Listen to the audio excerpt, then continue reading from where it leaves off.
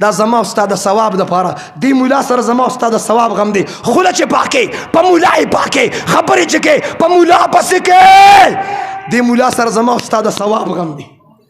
دیوبند پاکستان دارالعلوم حقانیه اکوڑا خټک دا کوړی مدرسه جوړی دا اسلامیک انټرنیشنل یونیورسيټي جوړی دا اداره جوړی دا مدرسه جوړی دا محور جوړی دا مرکز جوړی دا د تبلیغ مرکز جوړی دا د رشد او هدایت خانقاه جوړی دا د مجاهدینو مرکز جوړی دا مدرسه جوړی دا دارالعلوم حقانی جوړی دا اغم دارالعلوم حقانیه دام حقانیه توجه توجه الله دې د اغه پیس په شانتي د دې پیس په ټوله دنیا کې عام کی اور دا نسبت دی دا ذوق دی دا الفت دی ذوق دی اور دا پیس دی بہرحال دا افغانستان یو خیرن طالب د چاندې کټ ته ولاړ دی خلک حقانی د لپاره چانده راوړي پیسې راوړي روپۍ راوړي یو د اکوړي یو خان راغی نوم درته نه اخلم د اکوړي یو خان راغی هغه د اکوړي خان د چاندې کټ ته په کار د تعاون یې کړی وي شاباسي ورکړی وي حوصله افزایي کړی وي مدرسې ته سپک وکته طالب ته سپک وکته مولا ته سپک وکته پټکي ته سپک وکته ګیرې ته سپک وکته خپله سپلئ راواغسته د چاندې کټ ته راوغورځول طالب په جړا شو مولانا عبدالحق صاحب پس راغی شیخ صاحب ستاسو د کلي خان ما طالب ته سپک وکته ما مولا ته سپک وکته زما جامع لباس ته سپک وکته زما ګیرې ته سپک وکته زما پټکي ته سپک وکته په کار دی چې زما ادارې سره مدرسې سره حقانی سره اخلاص کړی وي زما مال د چاندې کټ ته سپلئ راوغورځوله مولانا عبدالحق رحمت الله علیه ته طالبه خفه کېږه مه خفه کېږه مه علماء دیوبند ته الله غټه سینه او غټ زړه ورکړي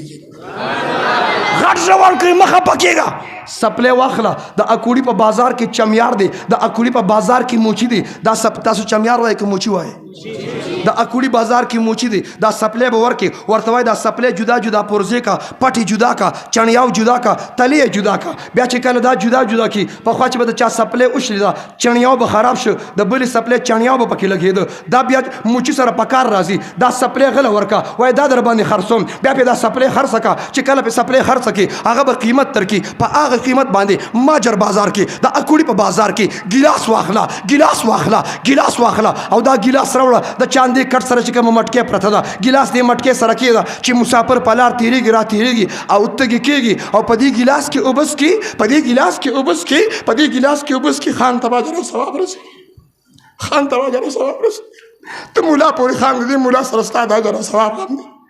ته عالم پورې خان د دې عالم سره ستا د اجر او ثواب غم دی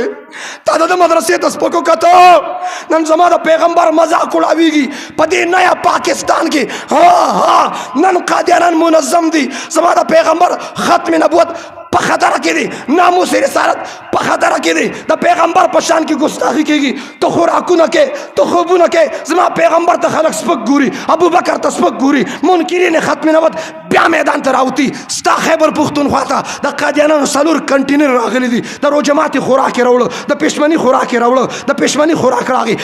پنیر راغی اچار راغی مربا راغله انجمن تاجران ته ویلي د 100 روپو سیز به دکاندار له په 50 ورکو تاسو یې په 100 خرڅوئ 50% 50% ګټه درکو څه شو هغه خلک چې ته د باچا خان په ایرپورټ باندې ها ورته بېنظیر ایرپورټ باندې ته راکوز شوې او تا دوه ګوتې نېغې کولې چې پاکستان نه وکړو څه شو هغه سوباړي والا چې تا ګوتې برابره کولې چې تا به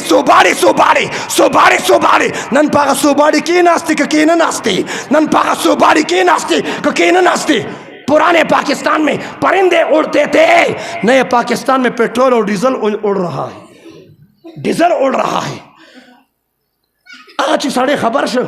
रामंडे के मौलाना अब्दुलहक साहब ने माफी गुख्ता द दारुल में हक़ानी पर बुनियाद की द आगा खान सरमाया लगे दा जम हक़ानी मा स्टाप बाजवर के गावरन शमेर हक़ानी उलमा दलता मौजूद दी जमों द टोल पर दर्स और तदरीस की दावत और तबलीग की जिहाद फी सबीलिल्लाह की और खिताबत और इमामत की जमों पर मदरसों की वाहिद आगा खान बरखश्ता के निश्ता